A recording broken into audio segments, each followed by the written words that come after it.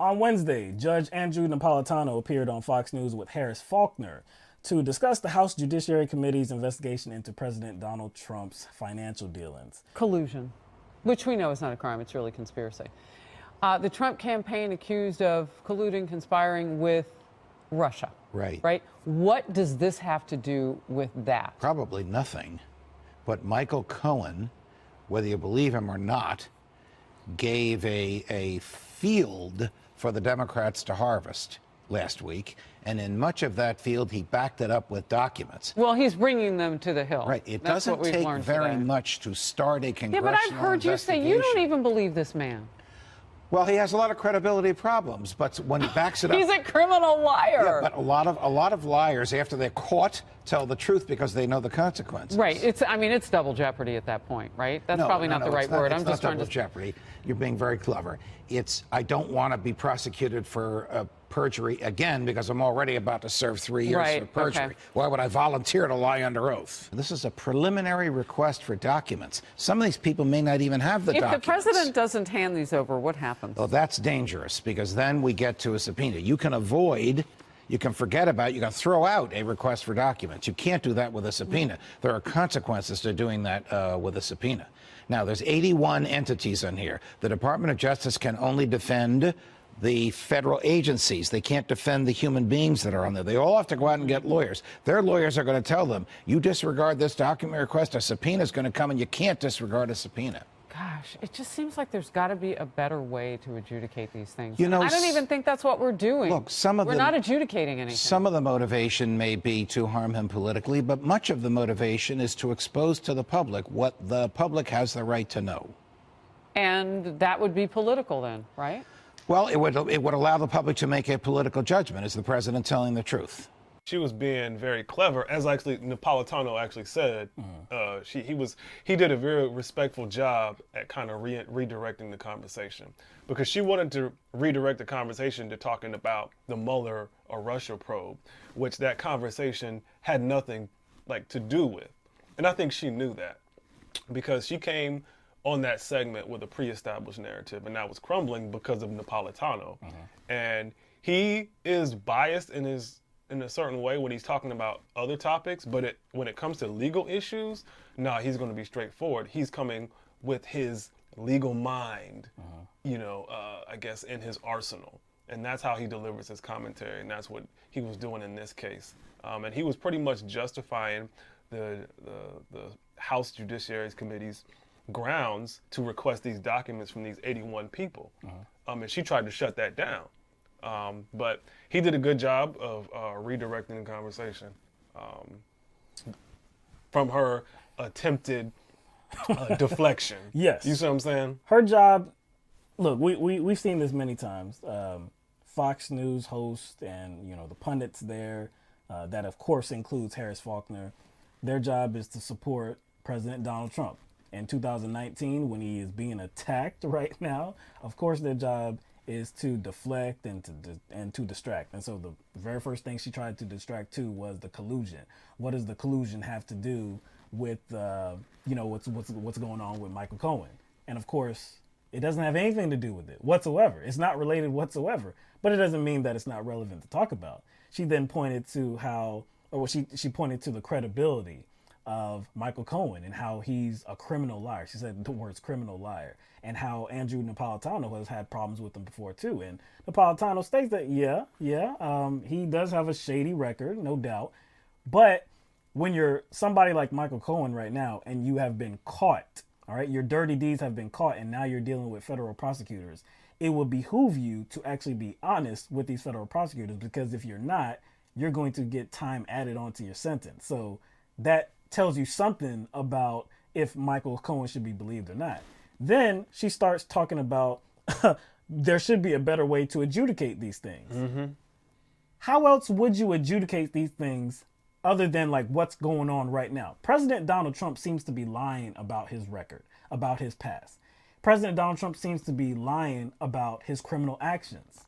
So there's no other way to adjudicate these things whatsoever. You would have to go through the legal process to arrive at the truth, because he doesn't seem to be offering it up. Okay, now why are we in this position right now in the first place? Why are these records and subpoenas being, I guess, issued, records requests being issued to these 81 people in the first place? What caused this? The Michael Cohen testimony. Okay, then. So her commentary would make sense, and her deflection would make sense, and her I guess lack of trust in this process would make sense if Cohen hadn't been convicted at all. You see what I'm saying? Right. Because Cohen is the spark to all this. She's acting like Cohen hasn't given up anything, and as if Cohen hasn't already pleaded guilty and is going to jail. Right. Do you see what I'm saying? So there's actually substance there. There's substance. There's a substance reason to be going through this whole process. Correct.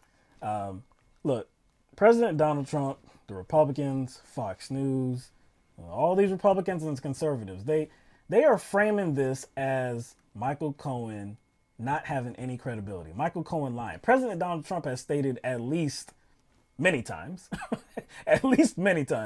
that Michael Cohen lied to federal prosecutors in order to get a better deal from them. Now, it doesn't make any sense, of course, because like you saw, Andrew Napolitano dispelled that myth.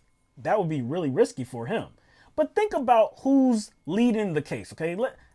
Think about who is dealing with think about who is dealing with Michael Cohen. So it's the United States Attorney's Office for the Southern District of New York. The U.S. attorney in that office is Jeffrey Berman. Now, Jeffrey Berman has recused himself on this matter. I don't know if anybody knows exactly why he has, but since he has, now the top deputy, his top deputy is handling the case, and he's the one that actually approved of the raid on Michael Cohen's offices. His name is Robert Kazami. So all of these people have been put in place during the Trump administration. Jeffrey Berman, now again, he has been appointed to the role as the U.S. Attorney for the Southern District of New York.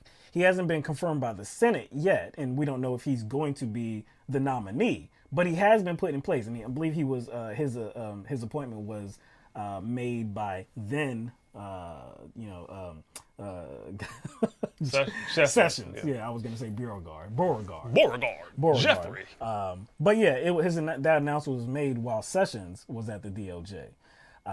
Again, these are all people that were put into place under this Republican administration, this Trump administration. So if you believe Trump's narrative and the Fox narrative and the conservative narrative that these federal prosecutors are okay being lied to, they're going to take Michael Cohen's lies, they're going to give him a reduced sentence, all in order to go after President Donald Trump that was involved with putting them in place in the first place. You have to do that. Because you have to kind of make this entire case surround partisan politics, even though it does not. Because that's the case that Donald Trump, as well as Fox News, as well as a lot of his supporters have been trying to make. It's just a bunch of angry Democrats. Angry Democrats. And it's not. These people were not appointed by Democrats. And they're probably not Democrats. They're not Democrats.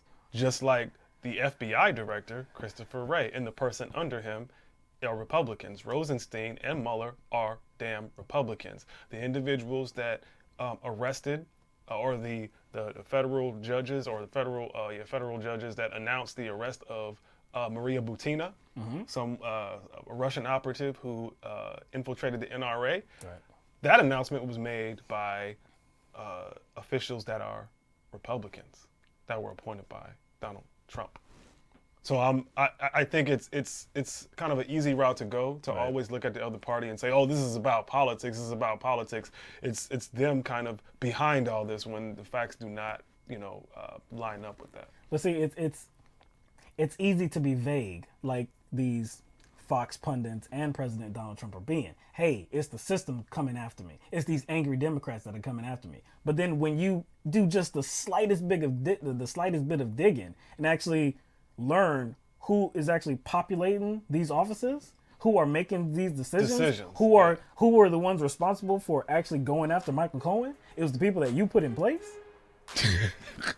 Yo, there's no way he doesn't know that.